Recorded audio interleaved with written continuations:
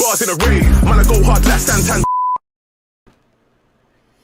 Good evening, folks. Welcome to another episode of the Touchline Hotspur pod. Boy, I'm tired. I'm tired of being tired. Word to Mike from Love Island. Was it Mike who said that in Love Island? My man who did that. I'm tired of being tired of being tired of being tired. I am tired. And I know FC Bayern Jack, the name just tells you that Jack is tired. Owen, a bit of an eternal optimist at times, but even you're tired as well, bruv. Mm-hmm. Guys, what we saying, man? What we saying? I like your shirt. You like my shirt? I love your shirt. It's a nice shirt. Yeah, man. I don't love the team that's on it, but yeah. Yeah, man. Thanks for welcoming me on the pod. You know, as a Bayern fan, it's always a pleasure. No matter who, whatever whatever team's podcast I'm on. It's a shame that your team are bums and losers and pathetic. Our team, so not your team, bro. Listen, I am team unassigned. We'll be in the Friendly Cup pre-season soon, brother. We're just staying proud and passionate over on this side. Still rocking this Spurs shirt, just not too proud anymore. Exactly, it's just a fashion icon, basically. It's just a fashion.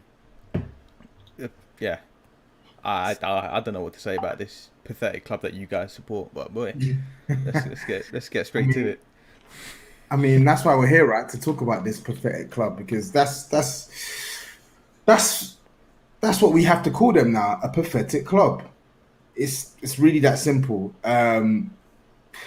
Yeah. I mean, the last episode that you hosted, Owen, and you did a great job hosting as well. It was exciting. It was exciting, bro. Like, the discussions were on what Antonio Conte could do with this team, where it could lead to next. How has it gone from that to this in the space of a week?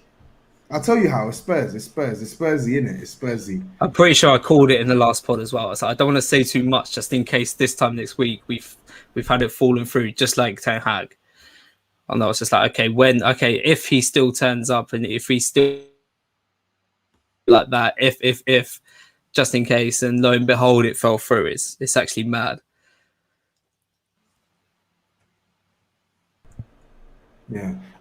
Yeah, sorry, that my internet was just cutting out there for a second, but I just think it's typical Spurs, isn't it, lads? It's typical Spurs, as in, imagine Daniel Levy asking what he wants for Christmas in terms of a manager, one who doesn't ask for much, one who will sit in his place, one who has been now found by our incoming director of football, so the blame's not going to be solely on him.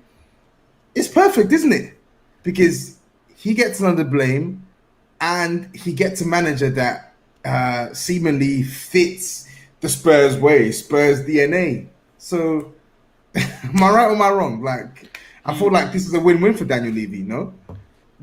I mean, the Paratici signing as well, someone to hide behind, another wall to hide behind in the many walls at this club that Daniel Levy can just shy away from and give blame to, basically.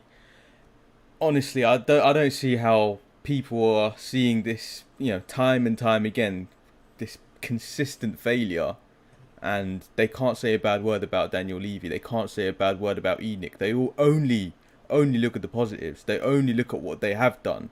But they don't. There's no partial sort of opinion on this. There's no impartial opinion on this. Sorry, it's just favoritism. It's just I'm lost for words now. It's been a long time since I've been on the pod. I forgot how to speak. But I got the COVID jab 2 days ago, right? Yeah. Well, no, yesterday. Sorry, I got the COVID jab yesterday, and then I heard this news. I don't know if I felt lightheaded because of the jab or because we hired this bum, this guy that Jose replaced. I can't believe it. I just can't believe it. Honestly, I can't articulate anything anymore right now. It's just gone beyond words.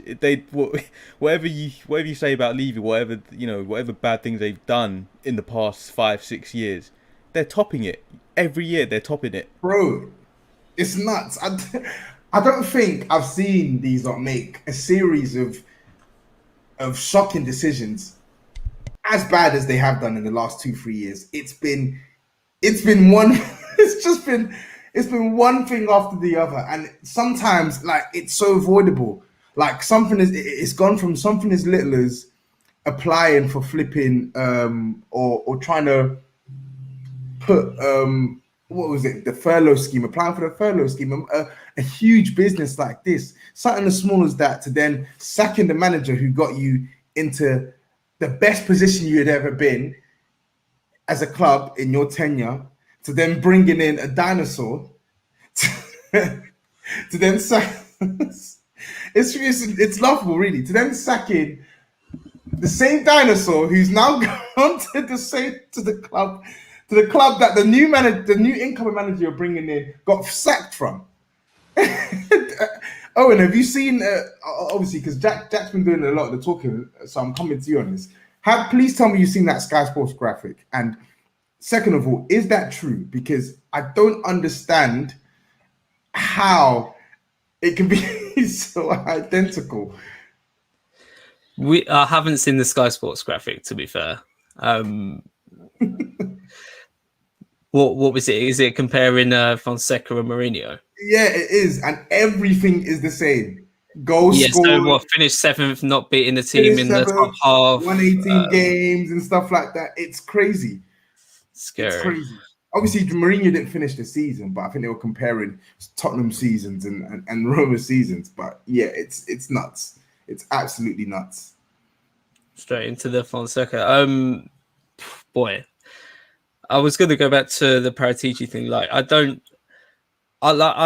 hate that signing, or I hate that we've appointed him, even though I'm not even sure if we've officially announced his appointment yet, because all the fans were screaming and hoping for Levy to relinquish that kind of control on the football side of things, right? So when it was announced that Paratici would be coming in, it felt like, okay, that's going to be a hand-in-hand signing with Conte. Otherwise, it doesn't really make much sense, because he wasn't exactly going to be, he isn't really anyone's first choice of director of football. Yep. And it didn't seem like worth bringing someone like him in if he's going to just come in for someone like Hitchin, who's effectively already doing the role. He just gets overruled a lot. So if he's not going to bring in Conte, then it didn't really make much sense. So we enter talks with Conte knowing how much of a man-child, how much he does demand. And it just didn't make sense that the talks fell apart at the point of where he's listing his demands. We know he's going to come in with like excessive demands, and we just let it break down from there. And then to go from that to Fonseca now, I'm going to be left in a position where I've had to accept it. I've been reading up on Fonseca, and to be honest, I'm going to be trying to back him when the season starts. Yeah, you know what? I have no qualms. I have no issue with people backing him, because whether we like it or not, he looks like he's going to be the manager at Spurs. He looks like he's going to be the manager at Spurs. In advanced talks, Fabrizio has reported it, Alistair Gold's reported it, everyone and their mother is reporting it. So it looks like it's happening. So whether you like him, whether you hate him, it looks like he's going to be at the club. So at the very least, I think he deserves the best possible platform to do what he can do. But that being said, we have to talk about the appointment itself. Yeah, and I'm gonna come back to you on this, Jack, because Owen made a good point on Paratici. It was meant to be a package deal with Antonio Conte, but Paratici, in his own right, is an excellent director of football. When you look at his track record, maybe not so much the last 2-3 years, but when you look at his track record, maybe the last 10 years, he's been largely successful in his job. But for me, this decision to bring in Fonseca, this doesn't look like a decision, in my opinion, that I truly believe that Fonseca, Paratici was 100% keen on. So I don't really. For me, it's all too convenient. It's all too convenient that Paratici's outstanding candidate after Antonio Conte is a manager who works within a constraint budget, plays progressive football, and won't really move the needle, won't really complain about players being sold, won't really complain about additional funding. What's your thoughts? I mean, it screams a yes man signing, 100%. I read that he had a net transfer spend of negative 21 million at Roma and negative 28 million at Shakhtar. So clearly, from a business point of view, that's what Levy's been looking at. I'm sure the money he's on is nowhere near the caliber of what Jose was on or what Conte wanted or was offered. So if he gets sacked, it won't hurt the club that much. It's clear to see that he probably is a placeholder for Poch if Poch does want to come back. Because if you do sack Fonseca for whatever reason, it'll be easier. And so that's the reason why he was signed. He's a yes man. He's also been brought in to work with the constraints he has at the club. The players are the constraints. They're shit. They're all crap, basically. With Kane going, he's got to be gone surely now after this. It looks like he's got to work with a bunch of scraps. And I just read a tweet now that we're in for Aaron Ramsdale from Sheffield. So what? Wait. I just saw a tweet. No. Wait. Huh? Name your source. The source is Mail Sport, but still, I read that. Who's the reporter? Is it Adrian Kajumba? Is it? It doesn't say. It's on the Daily Hotspur account, but I mean, I won't be surprised because at the end of the day, he has to work with. It's been widely reported that he has to work with, in these constraints, which tells me the squad isn't going to change much, and if it does, Kane's going to go, and that money is going to be utilised around the squad, or mainly to replace Kane at least, or a forward. It's not looking good at all. It's only going downhill, and this manager inspires no one. We know what he's done at Roma. He was replaced by Jose, for God's sake. And the one thing, there's one thing I looked at sort of my opinions and my optimisms and pessimisms on managers in the past. Every manager I was optimistic about has turned out to be managers we liked and respected, and every manager I was pessimistic about has turned out to be a failure. If I'm going back from, say, I don't know,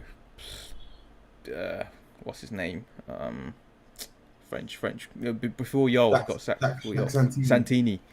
From then onwards, I just thought, yeah, that's what it's been. AVB I wasn't optimistic about. Juan de Ramos I wasn't optimistic about. I know he won a trophy, but the way Yol got sacked, unforgivable. Harry Redknapp I look forward to. Poch I look forward to at least. I thought it was a good project to have at the time where we were as a club. Jose, I knew it was going to be a flop, and this guy I'm not optimistic about as well, because we know where this is going. We know where this is going as a club, and yeah, I don't know how I could sum it up really. It's the word joke comes into mind really. Yeah, I must admit, I said this on one of my other streams today. I ain't turning up to that first game with my pitchfork for Fonseca, because ultimately he's accepting a job that he, in all accounts, can't really believe that he's got a job in London for a club who think they're big with state-of-the-art facilities. And what's that thing Alistair Gold always says in his article? Cutting-edge technology, which the club uses. All this bullshit, all this propaganda. Yeah, so of course I can see the pull for him, even despite us being in the mud. I can see the pull for him. You've literally just got sacked at Roma and you're being offered a job at Spurs. It's a lateral move in terms of where both the teams are, but in terms of which team's bigger, which team can pay you more money, let me not say bigger, which team earns more money, because I don't think we're a bigger club than Roma. Which team earns more money and operates on a bigger scale right now? That's what I'll say. Let me be a bit more specific in what I say. That's us. So I can see the allure for him getting the job, but like you said, Jack, I'm not convinced at all. I'm not really gonna. I really have people say, oh, yeah, back, back, back. I get Owen wants to back, but for me personally, I don't really have anything to back. Do you get what I'm saying? I have nothing to cling on to for me to say, yeah, I believe in this guy because I don't. I'd be lying to myself if I said I truly believed that Fonseca was going to come in and do a good job at Spurs because based off the little evidence I've seen, in his time at Roma, meaty there with a meaty squad, their lowest finish in the previous season, their lowest finish in what, like 8 years? I just you just have to keep the same energy. Keep the same energy. Jose Mourinho, we called it from a mile away, bad appointment. And I'm calling it with Fonseca. This is not a good appointment for me. I don't care if he plays attacking football. Because if attacking football is the remit, then get Roberto Martinez in the job, right, lads? Get Roberto Martinez in the job. If attacking football was the remit, get Roberto Martinez in the job. I think they were stupid putting that in the club statement in the first place. That word attacking football and our DNA, like, what does that mean? That means we were growing up. We're going to go back to that team we grew up watching when we'd lose 5-4 at home to Arsenal, or like games to Chelsea 4-2 when Hasselbank would slap us. Like, in get involved in these high scoring games. That 125th anniversary game at home to Aston Villa, I think it was. Yeah.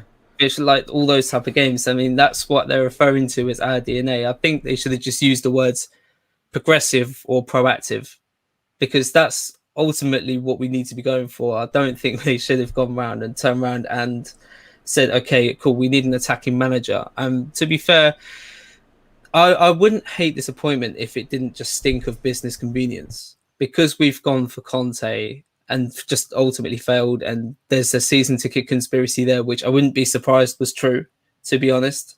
Okay. Now we've doubled back and then now gone for someone who's just a convenient free agent.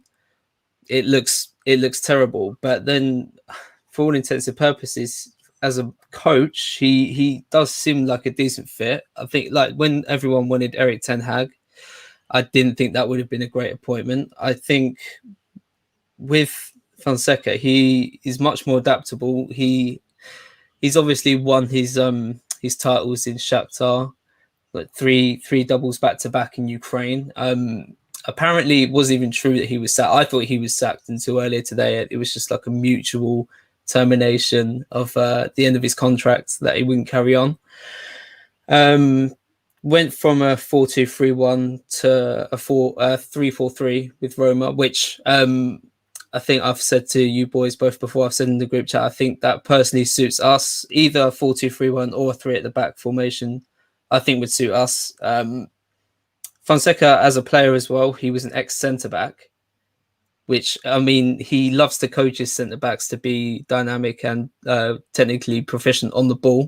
Yeah, I've seen that. Which is encouraging, but I wouldn't want him to do it with our current centre back. So I'm going to have to wait and judge him, obviously, on the signings we are hopefully going to be making in the market. And yeah, man, I'm excited for him to get stuck in, because apparently he's a very hands-on trainer as well. Like, he likes to be coaching with the ball. He likes us to be progressive. He coaches like in-game kind of situations in his training sessions.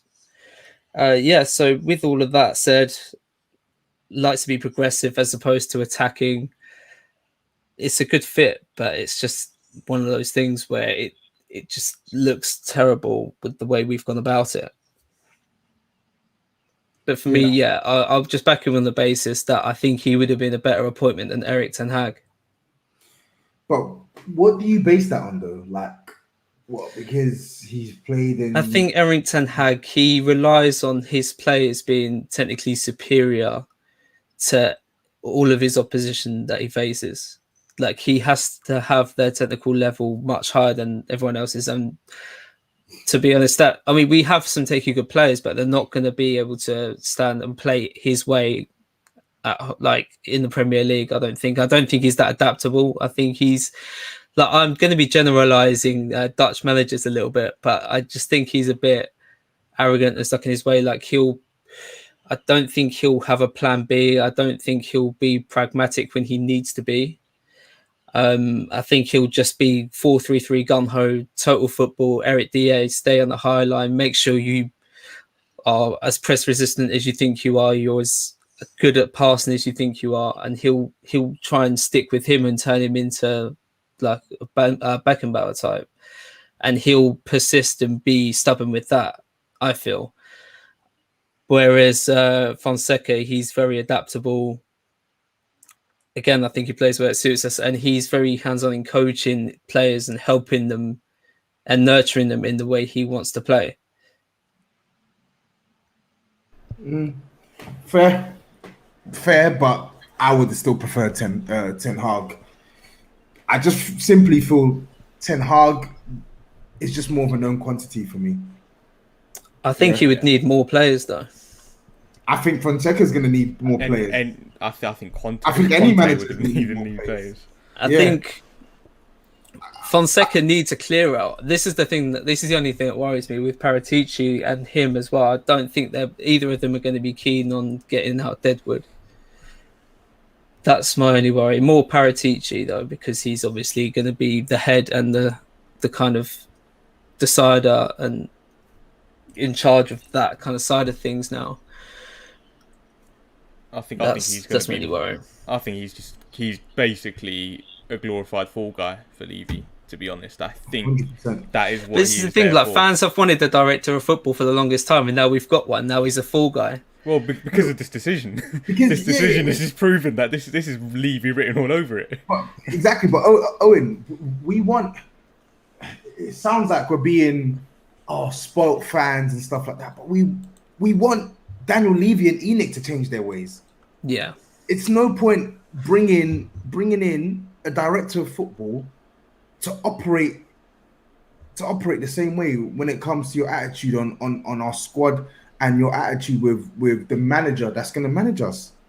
Like, we want a team that is going to be built properly. We want a team where it's regularly refreshed. We want a team where there's a proper policy when it comes to selling players and not clinging on to sentiment. That's what we want, bro. Along with that, the director of football. I may be wrong, but I just feel like on the surface, Fonseca is he's not gonna be a managerial appointment that makes us deviate from what we're so used to over the years. I don't know. What do you lot think? We need just this. I was just going to read this comment as well. We need more than this kind of clear out to facilitate what Fonseca could do. The fact that we know we're not going to do that. We know that's not going to happen this summer. He's there to work with the bums that we have. He's there to work with Dele Alli. He's there to work with Winks. He's there to work with number 2 and Benjamin and Polygon Head. Yeah, he is there to it's getting. I don't know why I'm buying Munich. Like, I'm a Bayern fan. I don't know why I could be angry. We're Bundesliga guards out here, but these bums that he has to work with. Again, Roma conceded 58 goals. Imagine we'll concede 958 goals with this guy in charge, right? With our defense, with our backline, with that Polygon blockhead at the back. Honestly. It doesn't look like it's going anywhere. I mean, we're interested in Anderson. There was rumours about that as well. Like, as you guys mentioned earlier, definite improvement on what we've got. But how much of an improvement is he? The jury's out there. The only way to shore this defence up is having that proper protection at the back. I think Sai touched on it last week about how Højbjerg is a ball winner, but he doesn't necessarily play like a defensive midfielder. He doesn't sit in front of the back four. He doesn't sit. Like, a bit like Kante. Kante's not a defensive midfielder. He doesn't sit. Yeah. He harries the ball. He chases it all around that the middle of the park. So we need someone that is there at all times to protect that back four, and we need obviously new centre backs and a right back as well. So will Paratici do his job and get improvements on that. I don't know. Ben White. Another player Hitchin wanted, by the way. Yeah. I mean, the names feel are so not sorry for him. inspiring. The names are not inspiring at all, and then you can see it. And if you're the people that are watching, if you can see all our faces, we look like we've not seen the sun in 3 years. Honestly, Bro, it's tired. As I said, tired of being tired. Speak for I yourself. think I thought I had a bit of a tan, but all right. I think we've obviously seen the propaganda that's. Me and Jack were discussing it off air. Why is it that we have certain sections of our fan base? The minute any piece of news comes in, they change their display photo. You just see 1,000,001 think pieces, and you just automatically assume that every decision the club's making, every direction the club's heading is the right direction. Every decision is right, and there's 1,000,001 reasons for it. Just rest.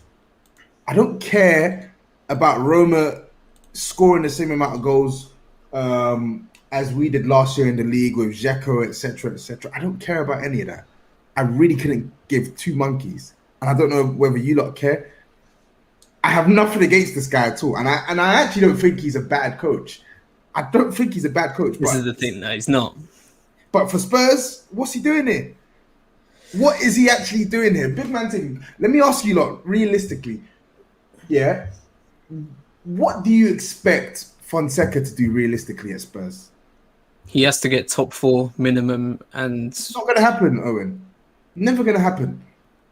this is time will tell. Like I agree with the earlier points. Like we definitely need a clear out of Deadwood. It is a worry if he gets a clear out, or if Paratici gets on with a clear out, and we add a few. So I think we need about 4 signings minimum. Some would say we need 9, 10, 11. 4 signings minimum and a decent clear out. We should be getting fourth.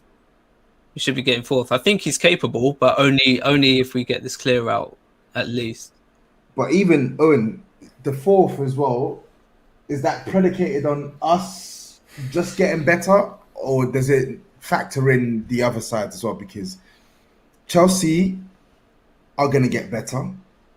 Man United are on the cusp of are looking like they're going to sign Jadon Sancho this summer. They're going to get better.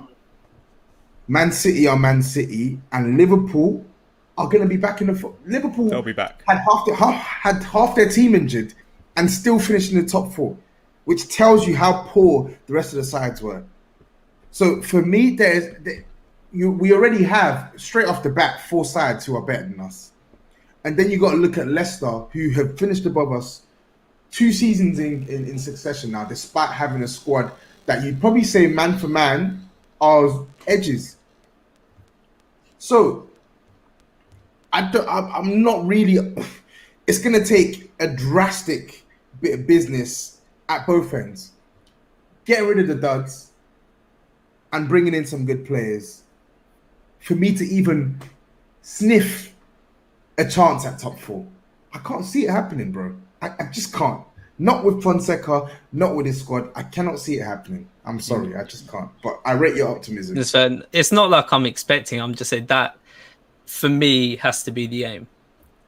JJ Spurs, we'll be lucky to get 9th, mate. Honestly, I couldn't tell you where Kane. we're going to finish at this point, because I just need to wait and see what happens with this window. Because Kane with all those goal contributions got us all the way up to 7th. Imagine that going. Imagine we replace him with someone that can do half of that, which is still okay, but it's not good enough to elevate us at all. Imagine where we'd be. We would fall down several positions. I think this is the danger now for me, this comment here. And this is what I was preaching. I was saying, get any half-decent manager. Like I remember screaming it last year. Get any half-decent manager, and they can get us playing better and stuff like that. And then you actually have to wake up and smell the coffee. We need a good manager, and we need a good squad. And you're just asking yourself, where's that coming from, man? The squad as well. I found it so funny when the report came out from, I think it was Dan Kilpatrick, that the players were apprehensive about having Conte as well. these Deadwood players that were like, oh, Conte, we don't know about him, because they knew that was coming. These bums need to get out. Yeah. It has to start with some of this Deadwood, honestly. 100%. I'm not even concerned about the coach and the manager as much as I am the Deadwood we need clearing out right now. Bro, it's more important. It's for me. It's more important. In fact, it's just as important as bringing players in. Obviously, we need the funds. In fact, it's more important. I think it's more. It's always. I think it's more important. I think it's the first order of the new Spurs order. It has to be. And the new Spurs order have to come in because the supporters group haven't been chirping about anything, about non-playing staff, about caring that much about non-playing staff, having a say in that, and then a perfectly valid scandal has gone on with us going for a top manager, it falling through, and then the nothing from our own supporters group. Crazy. It looks bad on their part either way. So if we hired this guy, this Fonseca guy, who so many people have reservations about, what if they played a part, if the supporters group played a part, they've got to be partially blamed, right? If they did play a part, that is. If not, why are they silent? It's a double-edged sword for them. It doesn't bode well at all for me. And yeah, I just want to know what their stance on it is, because most people seem to be outraged about this, or unhappy, or underwhelmed at the very least. But I'm hearing absolutely nothing from them. I don't know about what you guys are thinking, but I've seen nothing. I've heard nothing. Yeah, I've not seen or heard anything. I think, and we can obviously we can go into specifics on this as well, but just to re-emphasize that point, getting rid of the Deadwood is paramount. It's absolutely paramount. We cannot have another season of remontada threads on Twitter, or blah blah blah. This player, or if I see another why I think X player is gonna burst this season, I'm gonna throw a brick at someone. I think this is the thing. I think this is the thing the fan base needs to be stressing, especially on the TL, because we know that the board are actually listening now. I think, if anything, they might even be listening a little bit too much, because they seem really reactive of that. And it doesn't matter if the fans are kicking off about the coach or manager appointment right now if we're not going to be getting rid of this Deadwood, because ultimately, if the new manager could be Conte, if we didn't get rid of this Deadwood, we'd still be in the same situation. So I would urge the fan base to be really onto the board's necks to essentially be making sure we do get this clear up, because we've hired a director of football whose main weakness is not getting rid of players. For all intents and purposes, he might be really good at unearthing talent, and by the looks of it, he is, and fair play. But that needs to be the priority. Like I can't stress it enough. I feel like I'm repeating myself now, but it just can't be stressed enough. Keep repeating it, bro. We've got too many bums in this team that are comfortable.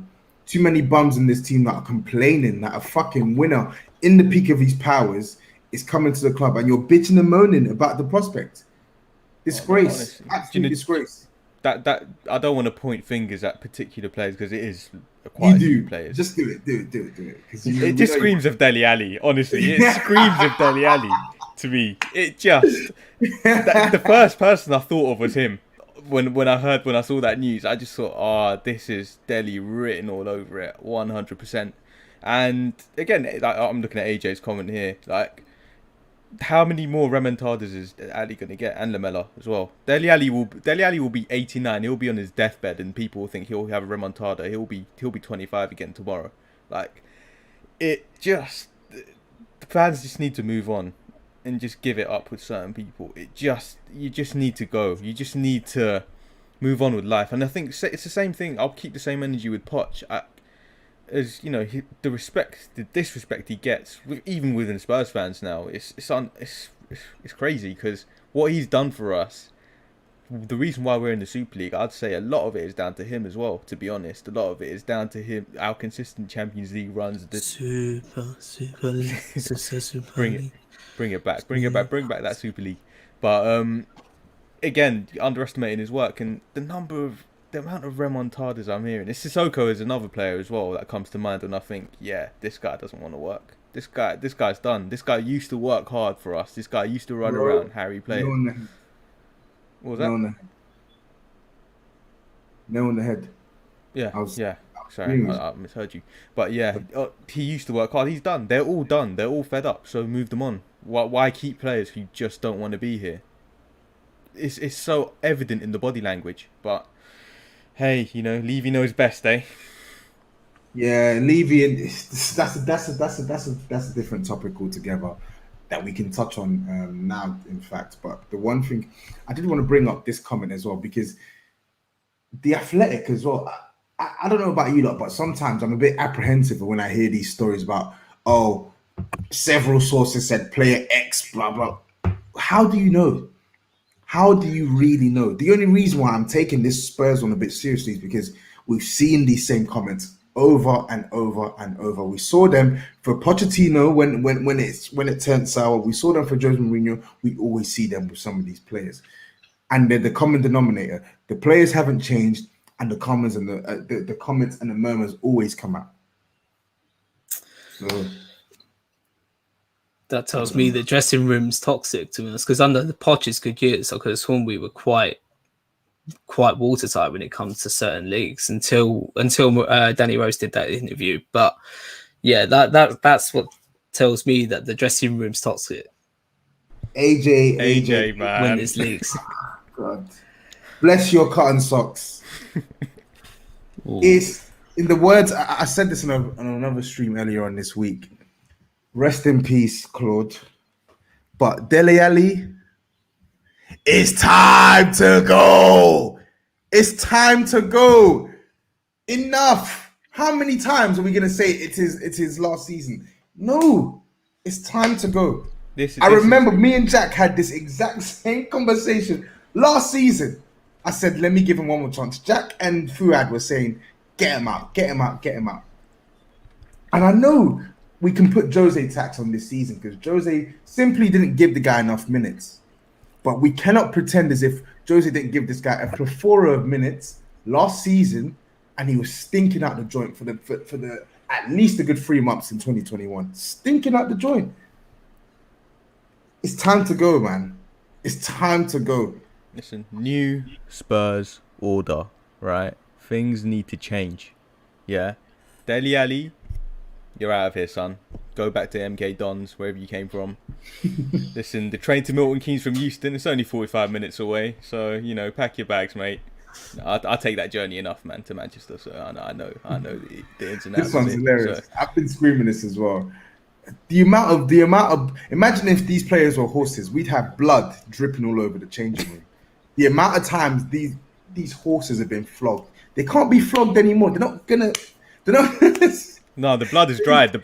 We'll just have powder from crushed bones. It's done. Honestly. It's absolutely done. So, Owen, I'm going to come to you on this one as well because I know you're one of the more objective people with Enoch now. What is your position on Enoch? On Enoch, I would like them to get this naming rights deal for the stadium with Levy and then sell up. I do separate Levy and Enoch. I think if there was new ownership that was to come in and take over from Enoch, I would have Levy in for at least 1 year and see how that goes. But Enoch, if they get an opportunity to sell up, even if it's for much lower than their evaluation, they have to go. Simply because they do encourage. They give Levy a bonus incentivized contracts to, like, if he meets certain financial targets, he gets a bonus, and I think he even got a bonus at the end of this year. So, nothing really changes. That you could change Levy, for example, and keep Enoch, but nothing would change. But if you get rid of Enoch, or Enoch were to sell up to some oil-rich Donnies, that would be preferred. But I don't really know who's out there with 2 billion, with 1 billion. But whoever that may be, then please take over, because we've actually got a solid business model going forward. We should be an attractive business for someone to take over because we are profitable. Unfortunately, that hampers us on the football side of it, but we are a profitable business. So it makes business sense for someone to come in, and hopefully if someone does come in and excel up. Yeah, I feel we is a lot like not you and not saying you in particular, but a lot of Spurs fans generally. I think this goes back to the players and remontadas and stuff. We have like Stockholm syndrome, battered wife syndrome. We get beaten to a pulp and we forgive and we forget every damn year. I'm guilty of it too. Yep. And yeah, you are, and it's just at what point do you realise? At what point do you call for help? At what point do you call the police and say, "Listen, I'm being duped here. I'm getting murdered every week. Right, the Stella Artois is out every damn week. Right, we're getting battered by Crystal Palace away. We're parking the bus against Brighton. Yeah, our centre backs are having calamity after calamity. Davinson Sanchez's head is on the floor. His legs are in the air. Like, at what point do we just say, listen, it's not happening. It's not happening. I know COVID hit us hard, but honestly, I'm willing to take a massive, massive risk on a new owner who could do amazing, who could, spend like, the Abramoviches and the Sheikh Mansours, or he could do what he did with the Venkis did at Blackburn. He could, get them down the leagues. I don't care anymore. I'm willing to take that risk because I'm bored. I have nothing to lose, really. What, mid-table? Finishing 7th, 8th, 9th. Is that what I've got to lose? If that's what I've got to lose, then go for it. Go all guns blazing. I don't care anymore. Yeah. I'm just going through some of the comments. I'm laughing. Some of them is hilarious. Jack's like, David Taylor, he is vexed. It is. I remember the days Tobes was standing up for. Yes, I remember them too. And those days, I would kill for those days when I still thought these men were good enough to do a job at Spurs. But the dust has settled. Enough is enough. I'm done, man. How many, like Jack said, how many times can you keep defending someone? Like, I think at Spurs more than most, we defend the indefensible. As I said, I'm guilty of it many times. A lot of these players, they don't deserve the defense that we give them. I really don't think they do. I think we just need to be less sentimental, and I think our club needs to see that as well. It don't operate like this at other clubs who are aspiring to win, aspiring to be big. But with us, it does. But anyway, lads, we're 43 minutes in. I think we've spoken enough about Levy, we've spoken enough about Paratici, spoken enough about potentially our new Portuguese manager, potentially in Fonseca. Let's speak about a player who may potentially come through the doors. Marcus Thuram. I don't know about you lot, but honestly, I had just finished a workout and I thought I was seeing like a fraud Twitter account or just some fake news, because I was just thinking, what the fuck is this? Where's this come from? So I'm going to come to you on this, Owen. Marcus Thuram, give me your initial thoughts. My initial thoughts is he's a good talent. He's a good inside forward / second striker. Would actually fit in Fonseca's system. And I think he's a good talent, but it's not a priority position for us. At the end of the day, I don't even know how much it would cost, but it would be a sizable amount, right? Like if we're spending something like 25-30 million on an attacker when we should really, we have to be focusing on centre-backs right now. First and foremost, if it's a bit so or the pie comes up, fair enough, but they're super cheap. But going for an attacker when that's really not our weakness. I mean, our front three scored more than anyone else in the league. So to add to that with no attackers currently due to depart seems a bit weird because we've got a top-heavy squad as it is. We need defenders. Again, he's a good talent, but it's not a priority position. Go on, Jack. No, I agree. I mean, it just feels like we're hoarders. We're we're bargain bin hunting basically, and we did that with Bergwijn. We didn't need Bergwijn per se in January, but because at 27, was it 27 million? 27 million euros? 24 I think it million, was just Something like over that. 20 mil. 24 Yeah. million pounds. Yeah, something like that. Like that on paper seemed like a good deal, but obviously it wasn't because he's absolutely terrible. But like again, not a priority. We needed a DM at that time way more. That was way more of a priority. We needed a centre back way more than that. We needed a We right needed back a 10. way We more needed than a that. 10, bro. We needed a 10. Ericsson had just left. Or And we creative. signed Bergwijn. Like nothing just made sense about that signing. And I backed the signing at the time, but let's not make it about Bergwijn.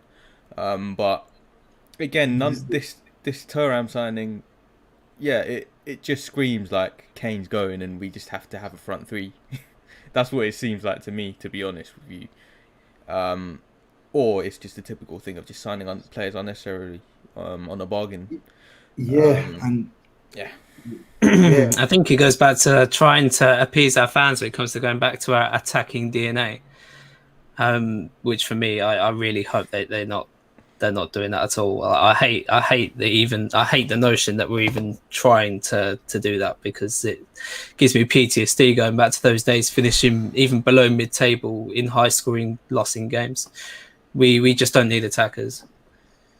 my thing is this with him though, because like you lot have alluded to, he is a good talent, steady numbers, young, improving. He's probably won't really get many minutes at the Euros, I imagine, but at least he's in the France squad anyway, so he is noticeable. Do you get what I'm saying? But what problem does he solve?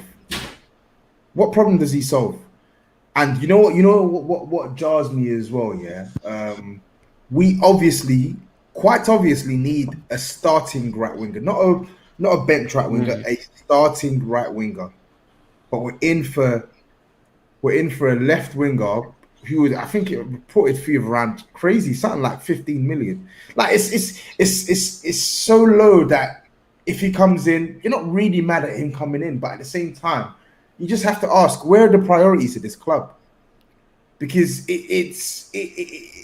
are you trying to just go for cheap and cheerful, or are you actually trying to improve this team? Because if you're trying to improve this team, Thuram shouldn't even be in your mind. It shouldn't even be in your mind. Because let's be honest, lads, of all the discussions we've had on what Spurs need, not once have I heard any single person mention Marcus Thuram to me. Not once. And that's not to say that he's a bad player, but it's to say that he's not a player that we see as a solution to the problems we have. And aren't you not tired as well of buying players and fitting them into roles that they're not good at? Marcus Thuram, I've heard he can play across the front three. I've watched him a couple times as well. I've never seen him play on the right, even though I know he's played on the right. I've never seen him play on the right. I've only seen him play on the left or play at times up top with play. And yet, we need a right winger. If we sign him, the immediate answer is, oh, okay, cool. Let's play him right wing. Same way with Lo Celso. Oh, he's not a number 10, but we bought him to try and replace a number 10. And shock horror, he's not doing a job in number 10. Sessegnon, we're trying to turn him into left wing back, but we bought him, didn't really give him enough minutes. Now trying to turn him into a left back, but we're playing him left wing, etc., etc. Why do we love buying misfits and trying to fit them into areas that they're not the strongest at? I don't understand. Can someone enlighten me on this? Only explanation is Daniel Levy is a hoarder. He just wants to buy. I guarantee you, Daniel Levy has a bedroom full of lamps, antique drawers, cupboards, and all that, like, things that he doesn't need. I guarantee, because it's translating onto the pitch. It's definitely translating into our squad. And I've screamed for this for a few seasons now. We thin out this. If you have to thin out the squad, thin it out for a better 11. Just do it. 100%. We're doing neither. We're having a big squad full of mediocre players or average players. What's that gonna, like you said, what's that solving? You're covering, your cover is just as bad as your starting players. What? What are we doing as a club? What is this club doing? So not we. I don't associate myself with this club. But what is this Your club club's doing? doing bits, bro. Yeah, My your club's club's doing doing bits, bits. Owen, I'm coming to you on this as well because obviously he would play his strongest. Let's just go with what we've seen. His strongest position and most number of appearances come on the left. So left inside forward, yeah, which is we all know Son's position. Which means if he comes in, he's not really going to be a regular in his favoured position. He's either going to have to be play on the right or right bench. So again, I'm going to ask you the same question I asked Jack. I'll try and get into their line of thinking or their frame of reference because looking at how Fonseca plays, he doesn't necessarily play with wingers. There'll be kind of players occupying like the number 10 positions either side of the striker, playing in the half spaces, making inverted over underlap runs in between the fullbacks and the centre backs. So he may be able to be a fit in the inside channel, or they may even be trying to fit Son out onto the right, which Son has actually played there to good effect a few times, but maybe more in his early years at Spurs, not recently. But yeah, I don't agree with it. And I would only, again, really entertain that plan if we then still have a plan to sell at least three attackers, because again, Levy wants Clinton and Jita. So I think he's a better signing than Clinton, to be fair. But yeah, if we're going to be signing Marcus Thuram, I want Lucas Moura out the door. I want Lamela out the door. And I want, you could say Delhi on loan at least, but that might be being a bit nice. If he's out the door to get a bit of money, fine. I wouldn't hate that.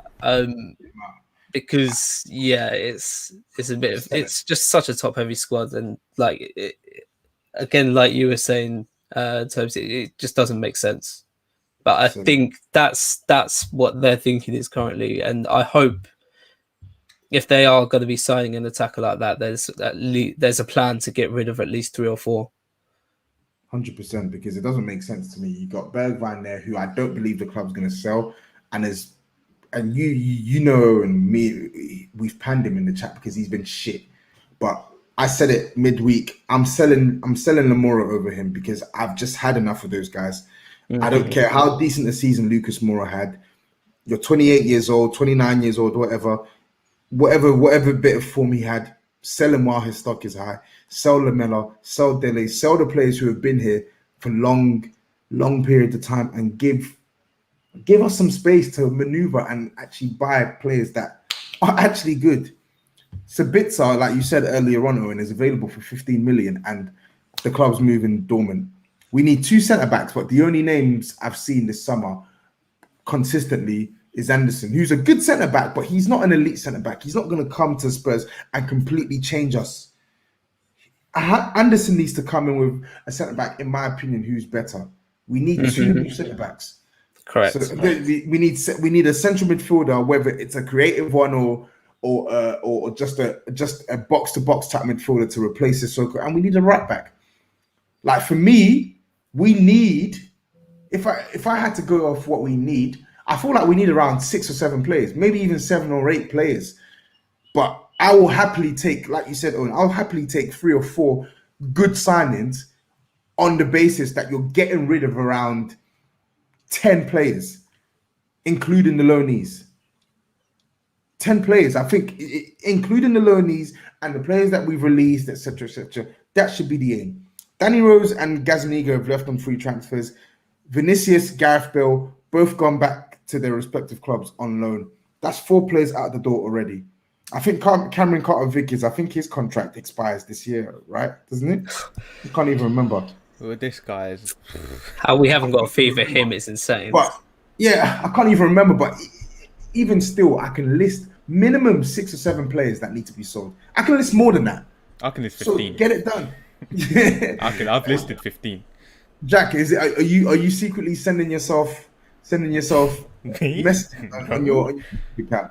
I'm buying, bruv. I'm buying. No. Look at it. Spurs on foot. That's your YouTube account. Unbelievable. Oh, listen, I'm buying, mate. Sending messages to yourself about how handsome you are. Listen, I have no association with Spurs. I'm a Bayern fan. You get me? Listen, I grew up on Giovanni Elba.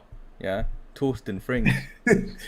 Yeah, but But yeah. lads, anyway, yeah, let's get back to the matter at hand. So, like we said, the priority should be sell, sell, sell, sell, sell. It really should be sell. I think that's the name of the episode. Sell. How many times have we spoken about selling? I think we've had a previous episode saying sell.